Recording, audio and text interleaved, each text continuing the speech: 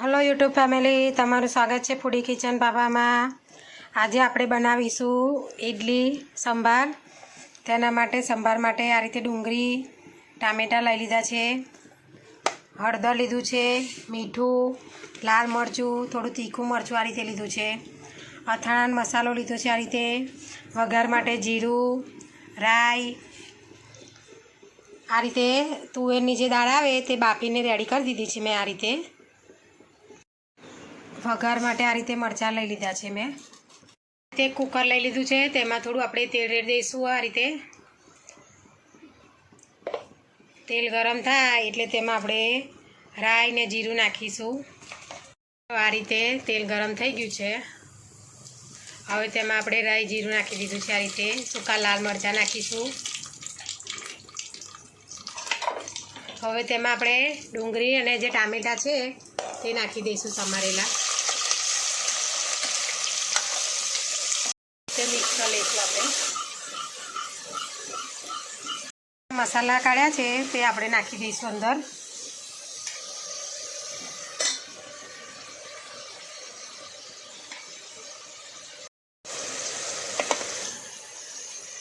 તે આપણે મિક્સ કરી લેવાનું છે। જો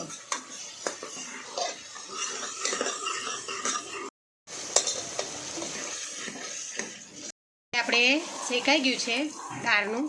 હવે તેમાં આ રીતે જે દાળ બાફી હતી તે રેડી દઈશું આ રીતે અંદર।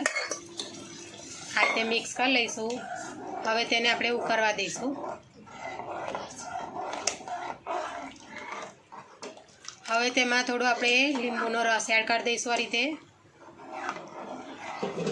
જેથી કરીને દાળનો સ્વાદ એકદમ સરસ આવે।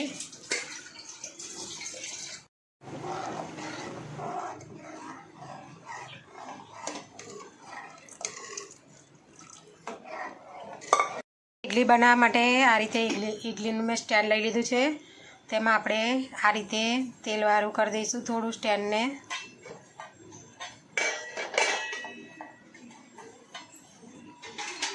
आ रीते कूकर होय तेमां मूकी देवानुं। आ रीते पाणी गरम करवा मूक्युं छे, तेमां आपणे स्टेन्डने मूकवानुं छे।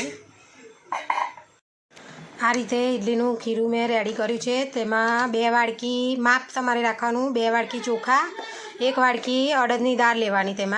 तेमां 2 कलाक पहला मैं दाळ चोखा पलाળી અને મિક્સરમાં પીસી પછી તેમાં થોડું દહીં ખાટું નાખી અને તેને 4 કલાક માટે આથો લાવવા માટે મૂકી રાખેલું ઢાંકીને। હવે તેમાં આપણે મીઠું એડ થોડું કરી દઈશું। આ રીતે થોડો તેમાં ઈનો નાખી દઈશું આ રીતે, જેથી કરીને ઇડલી આપણી કમ્પ્લીટ ફૂલે અને પોચી બને એકદમ।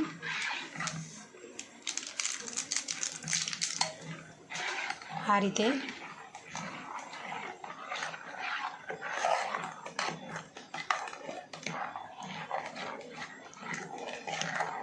નાખ્યા પછી તેને આ રીતે મિક્સ કરી લેવાનું છે, જેથી કરીને મીઠું અને જે ઈનો છે તે ઇડલીમાં એક્ટિવ થઈ જાય અંદર।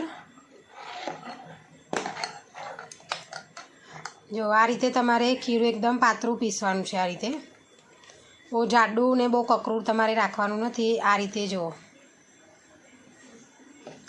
હવે આપણે જે સ્ટેન્ડ આ રીતે લીધા છે તેલવાળા કરીને તેમાં આપણે મૂકી આ રીતે ગરમ પાણીમાં મૂકી દઈશું કુકરમાં। તેની અંદર આપણે જે ઇડલીનું ખીરું છે તે રેડી દઈશું આ રીતે।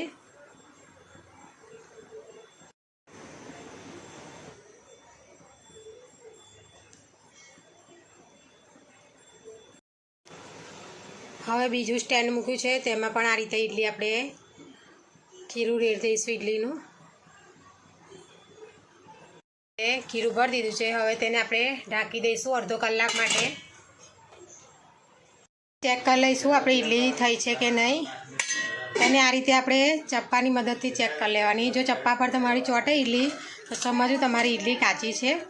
હવે તેને આપણે બહાર કાઢી લઈશું। 10-15 મિનિટ માટે તેને ટ્રેમાં રવા દઈશું આપણે આ રીતે, પછી તેને બહાર કાઢી લઈશું ટ્રેમાંથી। જો ઠંડી થઈ ગઈ છે તો તેને આપણે કાઢી લઈશું। હવે આ રીતે આપણે ઇડલી સ્ટેન્ડમાંથી કાઢી નાખી છે। આ રીતે જો એકદમ પોચીને એવી। હવે તેને આપણે સર્વ કરીશું।